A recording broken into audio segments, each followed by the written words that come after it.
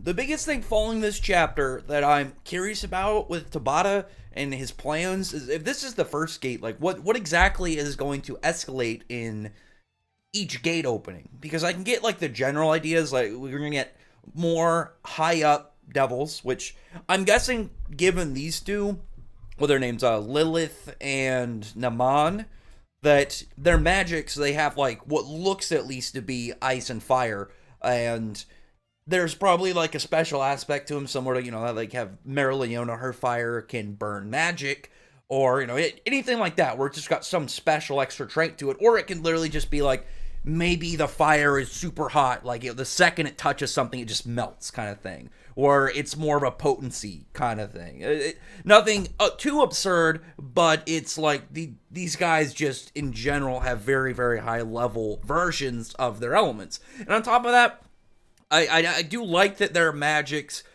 aren't too crazy, because I think that these two, the fact that they show up together, they should be significantly, like, them together should be as much of a threat as any of these other gates. Like, if there's only going to be one that comes out each time that a gate opens, the one with two, them each, like, together, I think should, be accumulative to these other ones.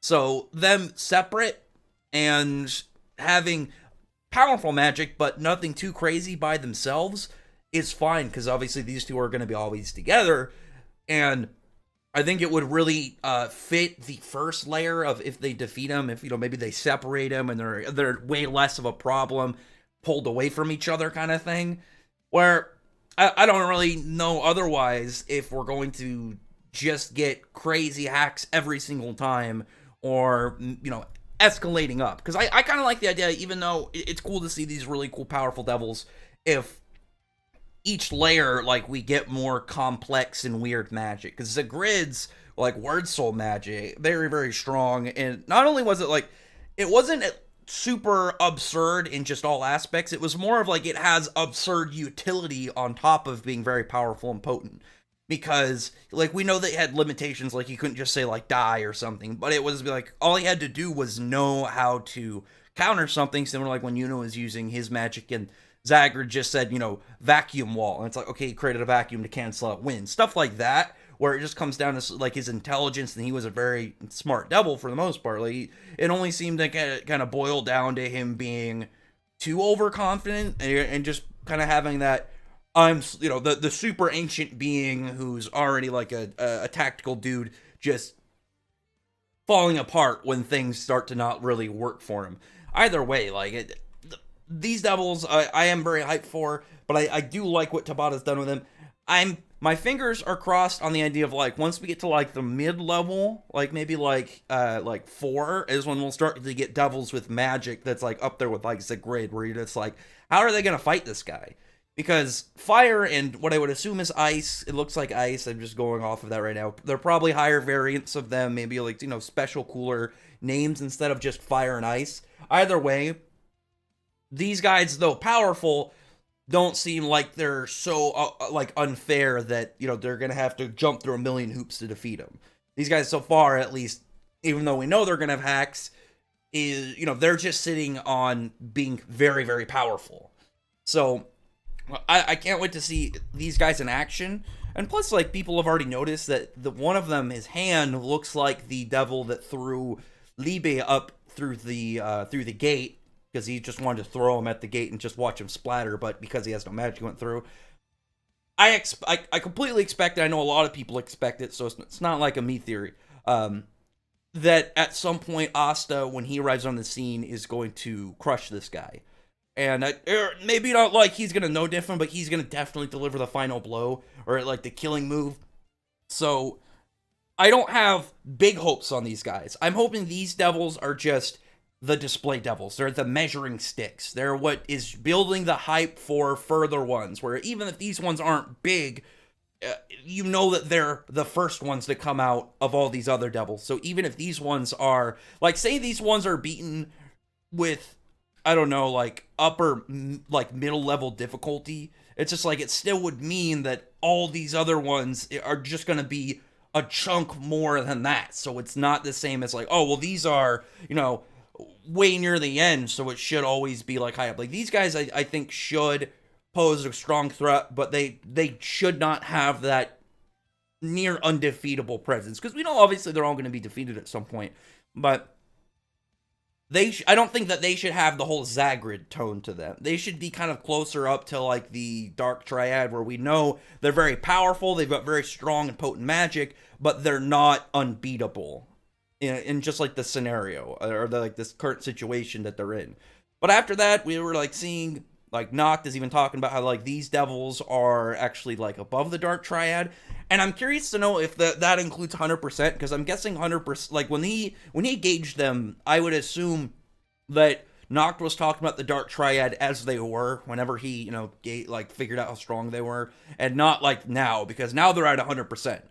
So are these devils going to be the same equivalent as the 100%, or maybe 100% or above these guys, which I'd be fine with. I'm perfectly fine if Dante, Vonica, and Zenon at their 100% are above these devils.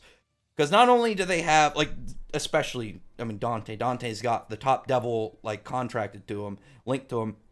And on top of that, like, he's got 2 very hacked magics. And I don't imagine, like, if he threw a singularity to hit one of these 2, that they're going to just, walk it off. They're going to, as long as it affects wherever their core is, or their heart, like Zagrid's, then they're going to be gone. Good luck regenerating from that, my guys. But then after that point, we have, like, a bunch of other devils coming out. All these low-ranking ones, I'm curious to know, though, in general, like, who's going to be fighting them. These are, like, none of these devils, as we can guess, are going to be that big. These are just, the masses, the foot soldier devils on the ground causing havoc. So these ones getting mauled up, perfectly fine. I'm hoping that some of them are smart and escape, and not like, we're just going to go right into the battle. There's got to be at least a couple of them be like, yeah, I'm getting out of here. I'm going to go, like, work on my own plan. Because the devils have to, like, the smaller ones and the lower ranking ones obviously aren't as intelligent, aren't as tactical. But there are some that have to at least be smart enough to know that going right out is going to be a dangerous setup. Because they're going to be faced with enemies. And not everyone obviously is going to be able to take them. Like, there's a lot of civilians and whatnot, a lot of non-powerful characters. But when you have, like, Mereoleona can literally just walk down there and then just punch at them and probably fry all of them. I was happy to see that we're going to get more of Mereoleona's fights, but I kind of wanted her to go into the castle and, like, join the more important devils, because this devil that she's fighting, it's cool that it gets back up, and it's, we're going to see more of it, and maybe even get a little bit more story out of it eventually. But, I mean, at the same time, like, I don't care about this one. This one is so irrelevant to me, just from not just the fact that we already saw Mereoleona push it around when it was smaller. It did get obviously a little bit more powerful. It's got, like, the wings with the little orbs on it that Licht had. It's obviously not as big. It doesn't have a tail. It doesn't have nearly as many of those rings. But at the same time, like, Tabata gives us a better one at the end of the chapter, so it's like, this one, nobody's gonna care about this one. This is just, like, this devil is literally just a big punching bag, so we can get this, like, so pretty much Mereoleona can be distracted, essentially. That's really what all this guy is at this point. Zenon, though, is a little bit down bad this chapter. Like, at 70%, Yuno is still mauling him. Like, I don't really know how I feel about that, just from the fact that, like, I know Yuno spent 2+ days stockpiling his magic, but it's like, why didn't he just do that over the 6 months? If it was like 70% and they're like around equal, and then when he goes 100, that Zenon gets an advantage over Yuno again. But this means if Morris wasn't involved in this, Zenon would be dead.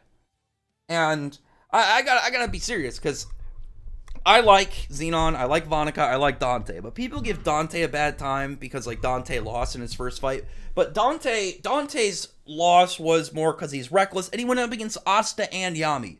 He went up against one of the best fighters in the Clover Kingdom, and he went up against one of the most dangerous abilities in all of Black Clover to go up against, because anti-magic, I mean, like, I don't need to go into explanation why Asta's dangerous with anti-magic, but like, if it wasn't for Asta there, like, Asta was the, like, singular character that was going to screw over Dante in a realistic match at that point. Whereas Zenon, he was going to lose here against Yuno, who 2 days ago, like, he walked through all the Golden Dawn. And like I get that Yuno is, he's a four-leaf clover grimoire. He's got all this stuff in his backstory. He's got Belle and whatnot. But I'm like, damn, dude, you're getting demolished this easily by Yuno with this power up. This is like the one, like probably the one thing I didn't like about this chapter, just because it's like, if this means if Yuno, like if we didn't have Yuno show up here, and just spent a couple more days stockpiling, would he be fine running through these higher ranking devils? I don't really like the idea of this very much, because it just means that all has to do is like take a vacation where he just has Belle absorb large amounts of mana, and then like it's a really weird thing for him right now, because I like the idea that he had in the fight with Zagrid, where it's like he was taking the remnants of like little bits of magic that were in the air, the like little droplets and dregs of mana that were kind of like used from other characters whenever they were using spells. So it's like, okay, you use a spell, the residual mana from that is just kind of like in the air. So obviously, having high mana sensing as well as being a wind mage and stuff, was able to draw it in and become more powerful from it. And I like that idea. Like if say like if set in this fight and it was like you had a bunch of characters fighting and he was slowly doing that again and then he went Boreas, where it's more of like has to be in a dangerous situation where you have all these big characters fighting for him to do that. I would have liked that better, because you just imagine like if over the 6 months, like if before the 6 months was over, and like just decided a week prior to the Golden Dawn getting attacked, like he's like, you know what, this is a good idea. I'm just gonna sit and stockpile mana. He could have done that lazily with half effort and still gotten powerful enough to just completely demolish Zenon. I just don't really like Zenon getting trashed at 70% like this. That's the only thing to me that it just feels kind of unfair from like a standpoint of every other character if can just do this. Because other like if he was up against Dante, it'd be like it wouldn't really do anything against Dante. But Zenon just has an unfortunate kind of setup too against this. Like his whole thing about being loved by mana, and like both his spatial devil stuff and his bone magic aren't doing anything here. It just seems kind of unfortunate, because with Vonica, there was still the fact that Vonica could just use her blood magic and bust out. Like there was no indications that Vonica tried to break out of Charlotte's priors and wasn't able to, and as well as there was the whole fact that, I mean, we already saw her blood beast and stuff. Like she doesn't have to use her curse magic from Megicula. We didn't know that's just part of it, but there was no indication that she was done, like she was over. Whereas like Dante, we know Dante against Jack, that was right when Dante was getting excited and he was going to start taking Jack a little bit more serious. Zenon was just getting pushed around. Like Zenon was just getting shredded. Like the dude, like just at the same time, it's not like was in some intense fight with him. Was literally just walking up to him and thrusting his halberd right into his chest again. And I'm just like, Zenon, dude, like how are you in such a bad spot right now? I don't really know. That to me was the more confusing thing about the chapter, just in general, because it's like, why would he have that whole Zenon losing at 70% scene? When I read the spoilers for this chapter like a couple days ago, it was like Zenon originally said that he wanted just to go to 80% and beat but he's like, all right, I'm just gonna go to 100% because 100% was available, just to kind of like give him that overkill.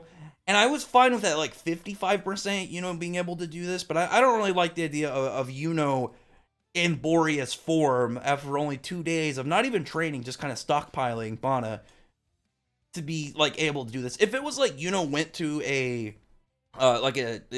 magic region, like some form of like super giant magic hurricane zone, where it was like 2 days of him dangerously just trying to survive, like in like amongst all these hurricanes and stuff and typhoons absorbing mana, I'd say okay, because that'd be like doing like a setup potential, like him getting in like an almost suicidal scenario for 2 days of powering up in order to get to this level, something like I wouldn't imagine he'd be able just to do casually every day. But it's like if he could just hang out and absorb mana with Belle, then it's like why isn't he been doing this? I don't know.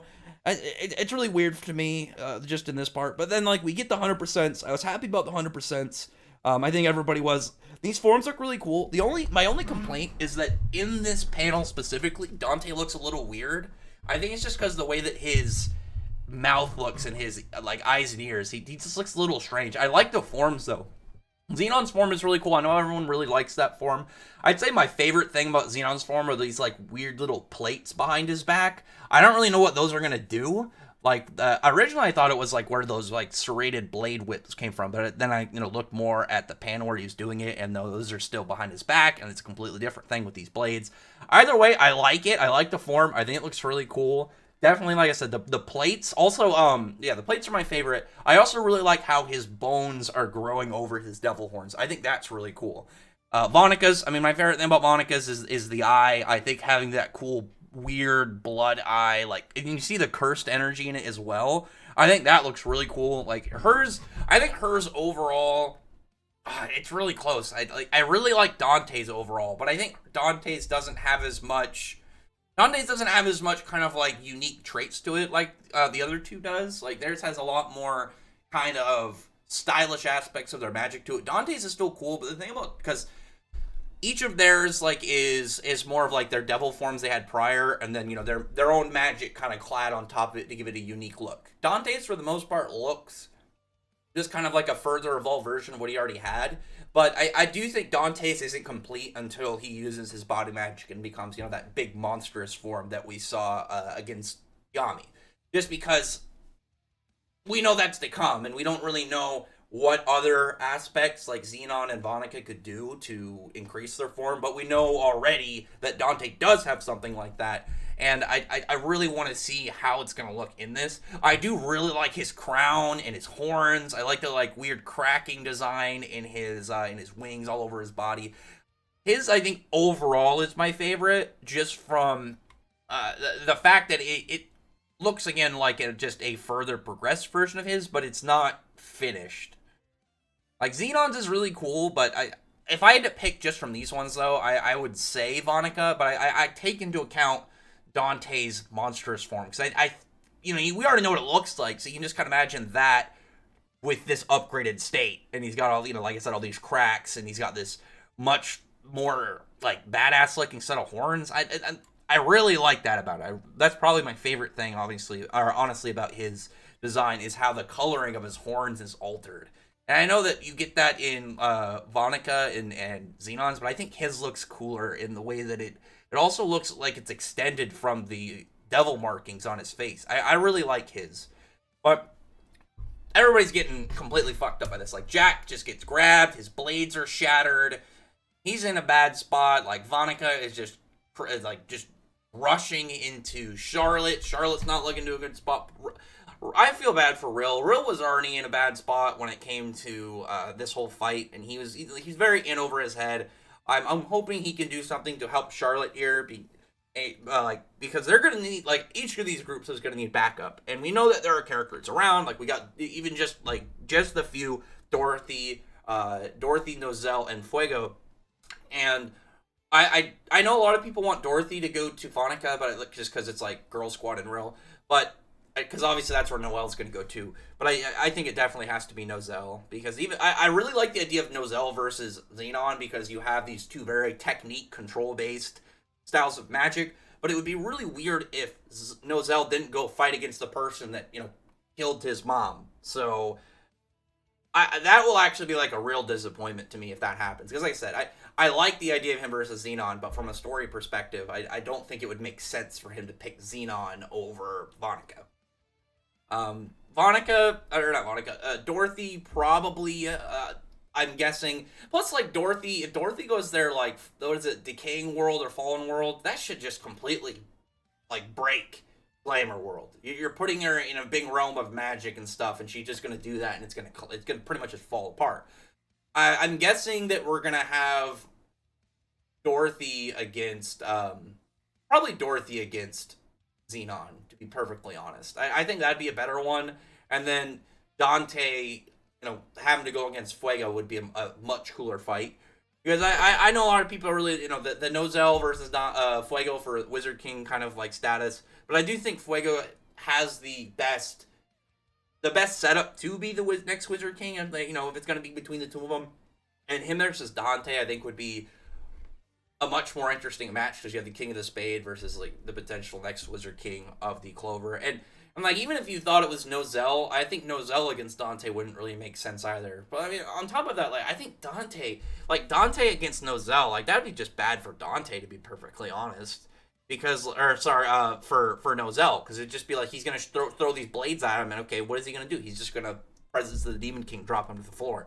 Whereas like against Zenon, or sorry, against Vonica, he's gonna just be throwing all these blades trying to poison her. We don't know if that's really gonna work, but he can still kind of like help chop her up. And then Zenon, obviously, like I said, I think Dorothy would be a better spot because you have technique versus technique, but it's Dorothy's is a little bit of a different style, but I mean, like, his was absolute space versus her glamour world. That one to me, what I think would be better because it would hinder glamour world instead of just like pretty much rot it, which is what I would assume glamour world would do. And like further as we're going in the chapter, like we know that Noct he knows that Morris is the big danger like right now because he's accelerating everything up, and I'm very curious as to what Tabata's plan is with Morris, because Morris legitimately needs to be taken out before any of these other characters. Before the Clover Devil, before the devil that Mereoleona's fighting, before either any of the Dark Triad, before any of these new devils that will come out, anybody. Morris needs to go down first, because Morris up means that it's going to keep accelerating, and then we're just going to get more and more and more devils at a much faster rate, and they're going to be screwed. He is this super wild card timer. It's kind of like if you've ever played a game and there's like that one special mob where it's like you have a time limit and it's like, well, if you don't defeat it, it's gonna explode or do something crazy and you automatically lose. You know what I mean? I'm sure a lot of people have played a game kind of like that where you just have one of those, I know you're doing a good job with whatever else is going on, but if you don't take care of this one, you're gonna lose anyway kind of things. And at the very end of the chapter, obviously, like outside of the Clover Kingdom, we see this big devil drop down. I was really curious about this devil specifically, because I didn't see this one coming at all. And this one is a really weird addition, just from the fact that it just pops up. It's in the Clover Kingdom, obviously. Like, there's most of the good people, like the best people in Clover Kingdom are in the Spade. You see in the chapter, we still have Kaiser, but I mean, Kaiser is like purely defensive based. All I could see Kaiser doing is like if this devil, put up some big hand beams, throws it, and then Kaiser would have to do everything he could just to use his vortex magic and disperse it. But at the same time, like this devil could just literally walk up and step on Kaiser and say, what is Kaiser going to do at that point?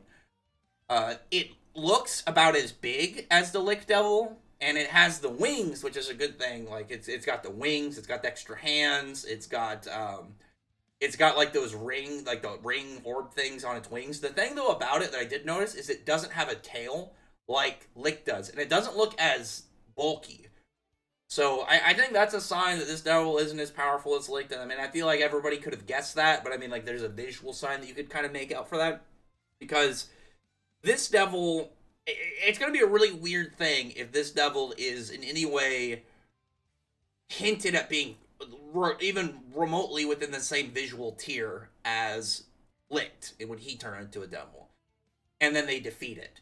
Because if this was at the end of, like, a part where it was like, okay, this is, like, like Act 2 of the Spade War, and it's like, after we defeat this guy, there'll be some form of, like, break period for whatever reason before more stuff happens. Where you could go all out, characters can get completely fucked up, and then have time to rest before the next one. But they can't, because we know that once this guy's defeated, it's going to probably be Asta going to the Spade and going to, join in the fight. So he can't be that hurt from it. The only thing I really am hoping for this fight is, one, I want everyone to be, everybody in the Clover should be involved. I think Asta being the, key member of this fight is, that's a given.